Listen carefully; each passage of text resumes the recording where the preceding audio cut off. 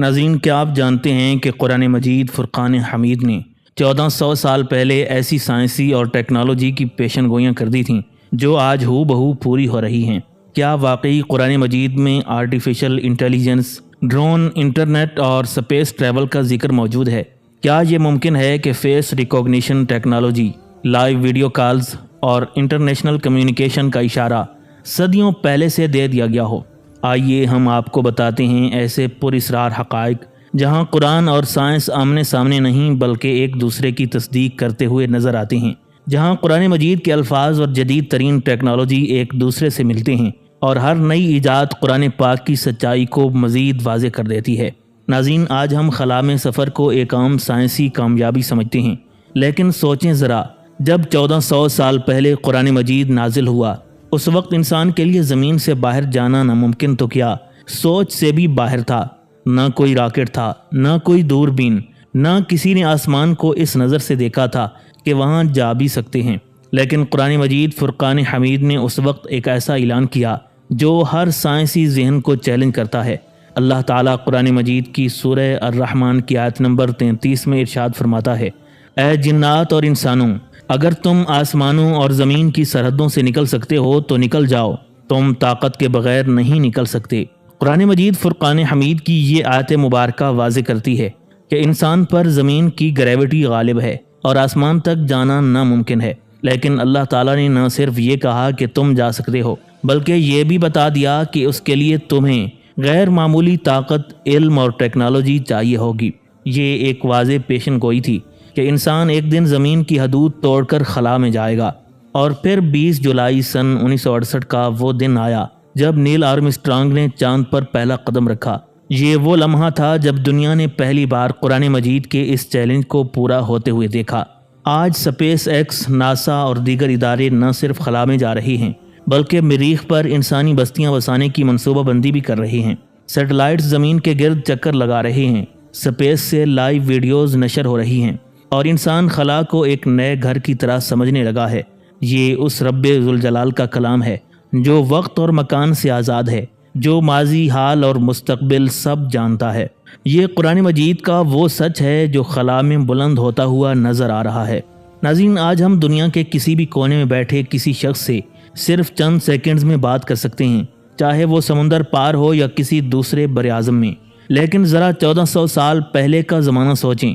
اس وقت پیغام پہنچانے کے لیے دن، مہینے اور بعض اوقات سال لگ جاتے تھے۔ کوئی فون نہیں، کوئی کمپیوٹر نہیں، کوئی سیٹلائٹ نہیں، اور پھر قرآن مجید ہمیں ایک ایسی حقیقت سے روشناس کرواتا ہے جو اس وقت کے انسان کے لیے ناقابل یقین تھی۔ اللہ تبارک و تعالیٰ قرآن مجید کی سورہ التغابن کی آیت نمبر 4 میں ارشاد فرماتا ہے، وہ جانتا ہے جو کچھ آسمانوں اور زمین میں ہے، اور جانتا ہے جو تم چھپاتے ہو اور جو ظاہر کرتے ہو۔ یہ آیت مبارکہ صرف اللہ تعالیٰ کی علم کامل کی وضاحت نہیں کرتی بلکہ یہ بھی اشارہ دیتی ہے کہ انسان ایک دن ایسی ٹیکنالوجی بنا لے گا جو ہر جگہ، ہر وقت، ہر پیغام کو فوراً پہنچا سکے۔ کیونکہ قرآن مجید میں ایک اور مقام پر اللہ تعالیٰ فرماتا ہے، فرشتے اعمال کو لمحوں میں درج کر لیتے ہیں، یعنی ایک ایسی مخلوق اور نظام جو بجلی کی رفتار سے بھی تیز پیغام پہنچاتا ہے۔ آج انٹرنیٹ، موبائل نیٹ ورک اور سیٹلائٹس کمیونیکیشن نے اس تصور کو حقیقت میں بدل دیا ہے۔ آپ پاکستان اور انڈیا میں بیٹھ کر امریکہ، جاپان یا افریقہ میں کسی کو لائیو ویڈیو کال کر سکتے ہیں۔ میسیجز، پکچرز اور آڈیوز سب ایک ہی لمحے میں دنیا کے دوسرے کونے تک پہنچ جاتی ہیں۔ یہ سب اس رب کائنات کے کلام کی پیشن گوئی کا ظہور ہے جس نے 1400 سال پہلے ہی بتا دیا تھا کہ ایک دن انسان اپنی بات لمحوں میں دنیا کے کسی بھی حصے میں پہنچا دے گا۔ ناظرین، آج کے دور میں ہم ایک تصویر دیکھتے ہیں یا ایک میسج بھیجتے ہیں اور وہ سیکنڈز میں ہی کلاؤڈ سرورز پر محفوظ ہو جاتا ہے۔ چاہے ہم اسے اپنے فون سے ڈیلیٹ بھی کر دیں، وہ کسی نہ کسی جگہ ریکارڈ میں موجود رہتا ہے۔ لیکن سوچئے، 1400 سال پہلے جب نہ کوئی کمپیوٹر تھا، نہ کوئی انٹرنیٹ، نہ کوئی ڈیجیٹل ریکارڈ، تو اس وقت قرآن مجید نے ایسی بات کہی جو آج کی ٹیکنالوجی کے عین مطابق ہے۔ سورہ یاسین کی آیت نمبر 12 میں اللہ تبارک و تعالیٰ فرماتا ہے، ہم نے ہر چیز کو ایک واضح کتاب میں شمار کر رکھا ہے۔ یہ آیت مبارکہ صرف قیامت کے دن اعمال نامے کا ذکر نہیں کرتی بلکہ ایک اصول بتاتی ہے کہ کائنات میں کوئی چیز ضائع نہیں ہوتی، ہر بات محفوظ رہتی ہے۔ آج یہ حقیقت ہمیں ڈیجیٹل دنیا میں بھی نظر آ رہی ہے کلاؤڈ سٹوریج جہاں اربوں GBs ڈیٹا ہر لمحہ محفوظ ہو رہا ہے، ڈیٹا بیس سسٹم جو سیکنڈز میں پرانا ریکارڈ نکال سکتے ہیں، CCTV، بائیو میٹرک اور آن لائن لاگز جو ہماری حرکات کو ہر وقت محفوظ کر رہی ہیں۔ یہ سب ہمیں اس حقیقت کی طرف اشارہ کرتا ہے کہ جب اللہ تبارک و تعالیٰ کہتا ہے کہ ہر چیز لکھی جا چکی ہے تو یہ کوئی مبالغہ نہیں، یہ ایک ایسی حقیقت ہے جو آج ٹیکنالوجی کے ذریعے سب کے سامنے ہے۔ اگر انسان اتنی بڑی ڈیجیٹل یادداشت بنا سکتا ہے تو سوچئے اس رب کائنات کے نظام ریکارڈ کا کیا عالم ہوگا جو کبھی مٹتا نہیں اور کبھی غلطی نہیں کرتا۔ آج ہم ایسی گاڑیاں دیکھتے ہیں جو بغیر ڈرائیور کے خود چلتی ہیں، ہائی سپیڈ ٹرینیں جو سیکنڈز میں شہر بدل دیتی ہیں، اور اڑنے والی ٹیکسیوں کے منصوبے جن پر کام جاری ہے۔ یہ سب جدید دور کی حیرت انگیز ایجادات ہیں، لیکن سوچئے 1400 سال پہلے جب سواری کا مطلب صرف گھوڑا، اونٹ یا پیدل چلنا تھا، قرآن مجید نے ایک ایسا منظر بیان کیا جو آج کی ٹیکنالوجی سے بالکل میل کھاتا ہے۔ سورہ التکویر کی آیت نمبر 5 میں اللہ تبارک و تعالیٰ کا ارشاد ہے، جب وحوش جمع کیے جائیں گے۔ مفسرین کرام نے وحوش کا مطلب جنگلی جانور بیان کیا ہے، لیکن عربی میں یہ لفظ ہر اس جاندار یا مخلوق کے لیے بھی استعمال ہوتا ہے جو صحرا یا ویران مقام میں آزاد پھرے۔ جدید تشریح کے مطابق یہ میکینیکل وحوش یعنی مشینی جانور بھی ہو سکتے ہیں، گاڑیاں، بسیں، ٹرینیں اور آج کی سیلف ڈرائیونگ ٹیکنالوجی۔ 1400 سال پہلے کسی نے یہ تصور بھی نہیں کیا تھا کہ ایک دن انسان خود بیٹھے بیٹھے بغیر لگام پکڑے، بغیر اونٹ یا گھوڑے کو ہانکے سینکڑوں میل کا سفر گھنٹوں میں طے کر لے گا۔ آج ہم metro trains, high speed rail اور آٹو ڈرائیونگ وہیکلز میں یہی دیکھ رہے ہیں۔ قرآن مجید کی یہ آیت مبارکہ ہمیں بتاتی ہے کہ قیامت کے قریب آنے کی ایک نشانی یہ بھی ہوگی کہ یہ وحوش چاہے وہ جاندار ہوں یا مشینی ایک جگہ جمع کیے جائیں گے۔ آج ہم یہی دیکھتے ہیں کہ لاکھوں گاڑیاں ہائی ویز پر، ٹرین اسٹیشنز پر اور ایئرپورٹس پر ایک جگہ جمع، منظم اور خود کار نظام کے تحت چلتی ہوئی نظر آتی ہیں۔ یہ اس پروردگار عالم کی طرف سے ایک سچی خبر تھی جو آنے والے زمانے کو ہم سے بہتر جانتا ہے۔ ناظرین، آج ہم ایسی ٹیکنالوجی دیکھتے ہیں جو صرف ایک تصویر سے انسان کو پہچان لیتی ہے، چاہے وہ دنیا کے کسی بھی کونے میں ہو۔ موبائل فون کا lock, airport security, CCTV system سب چہرہ شناخت کرنے کی صلاحیت رکھتی ہیں، لیکن سوال یہ ہے کہ کیا یہ سب بالکل نیا ہے یا اس کا اشارہ بھی 1400 سال پہلے قرآن مجید میں دیا گیا تھا؟ قرآن مجید فرقان حمید کی سورہ قیامت کی آیت نمبر 3 سے 4 میں اللہ تبارک و تعالیٰ اسی حقیقت کو بیان کرتے ہوئے فرماتا ہے، کیا انسان یہ گمان کرتا ہے کہ ہم اس کی ہڈیوں کو جمع نہیں کریں گے؟ کیوں نہیں، ہم تو اس کی پور پور کو درست کرنے پر قادر ہیں۔ یہ آیت مبارکہ قیامت کے دن انسان کی دوبارہ تخلیق کا ذکر کرتی ہے، لیکن یہاں ایک خاص نقطہ چھپا ہے۔ پور پور یعنی فنگر پرنٹس اور فیشیل فیچرز، یعنی اللہ تعالیٰ نہ صرف جسم کو دوبارہ بنائے گا بلکہ اس کی اصل شناخت بھی لوٹائے گا۔ 1400 سال پہلے کسی کو یہ معلوم نہیں تھا کہ ہر انسان کے چہرے کے خد و خال اور فنگر پرنٹس منفرد ہوتے ہیں۔ آج کی سائنس اور ٹیکنالوجی یہی کر رہی ہے، چہرے کے ڈیٹا کو سکین کر کے دنیا بھر میں شناخت کرنا۔ ایئرپورٹس پر لاکھوں مسافروں کی سیکیورٹی اسی سسٹم پر مبنی ہے۔ پولیس مجرموں کو صرف ایک فوٹیج سے ڈھونڈ نکالتی ہے۔ یہ سب قرآن مجید کے اس وعدے کا عملی عکس ہے کہ انسان کی پہچان کبھی کھو نہیں سکتی، چاہے وہ زمین کے کونے میں ہو یا سمندر کے نیچے۔ ناظرین، آج ہم ایسی مشینز دیکھ رہے ہیں جو بغیر پائلٹ کے آسمان میں اڑتی ہیں، دشمن کے علاقے میں داخل ہوتی ہیں، وہاں سے لائیو ویڈیوز بھیجتی ہیں اور ہدف کو تباہ کر کے واپس آ جاتی ہیں۔ یہ ہیں ڈرونز جو جدید جنگ، نگرانی اور ایمرجنسی ریسکیو کا حصہ بن چکے ہیں۔ لیکن سوچئے 1400 سال پہلے جب پرندے اور تیر ہی آسمانوں میں اڑنے والی چیزیں سمجھی جاتی تھیں، قرآن مجید نے ایک حیران کن منظر بیان کیا۔ سورہ الفیل کی آیت نمبر 3 اور 4 میں اللہ تعالیٰ کا ارشاد ہے، اور اس نے ان پر جھنڈ کے جھنڈ پرندے بھیج دیے جو ان پر کنکریلے پتھر پھینک رہے تھے۔ یہ آیت مبارکہ ابرہہ کے لشکر پر اللہ کے عذاب کا ذکر کرتی ہے، لیکن یہاں ایک پہلو بہت دلچسپ ہے۔ آسمان سے آنے والی قوت، ہدف پر عین نشانہ لگانا اور خاص قسم کے پتھر پروجیکٹائلز برسانا۔ قدیم مفسرین نے اسے معجزہ مانا، لیکن آج ہم اس منظر کو ٹیکنالوجی کی صورت میں دیکھ رہے ہیں۔ مشینیں آسمان سے ہدف پر بم گراتی ہیں، بالکل جیسے ان پرندوں نے کیا۔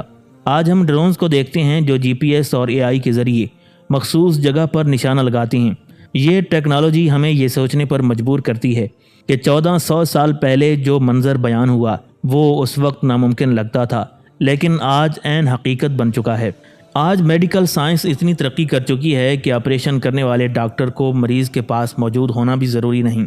ہزاروں میل دور بیٹھا سرجن روبوٹک بازوؤں کے ذریعے مریض کے جسم میں پیچیدہ آپریشن کر سکتا ہے، اور اگر کسی کا ہاتھ، ٹانگ یا آنکھ ضائع ہو جائے تو جدید مصنوعی اعضاء اور بائیونک ٹیکنالوجی سے وہ شخص دوبارہ چل سکتا ہے، دیکھ سکتا ہے یا کام کر سکتا ہے۔ لیکن سوچئے 1400 سال پہلے جب علاج جڑی بوٹیوں اور ہاتھ سے کی جانے والی سادہ سرجری تک محدود تھا، قرآن مجید نے انسان کی تخلیق اور دوبارہ تعمیر کا ایسا ذکر کیا جو آج کی روبوٹک میڈیسن سے حیرت انگیز مشابہت رکھتا ہے۔ اللہ تعالیٰ فرماتا ہے، ہم نے انسان کو ایک بوند سے پیدا کیا، پھر ہم نے اس کو کان، آنکھیں اور دل عطا کیا۔ یہ آیت مبارکہ واضح کرتی ہے کہ اللہ نے انسان کے جسم کے ہر حصے کو الگ الگ ڈیزائن کیا اور وہ دوبارہ بنانے پر بھی قادر ہے، یعنی اگر کوئی عضو ضائع ہو جائے تو دوبارہ تخلیق ہونا ممکن ہے۔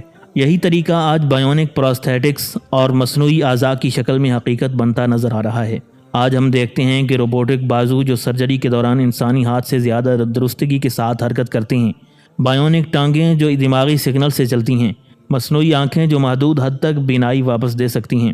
اگر انسان یہ سب کچھ بنا سکتا ہے تو اس خالق کے لیے کیا مشکل ہے جس نے سب سے پہلے یہ اعضاء بنائے۔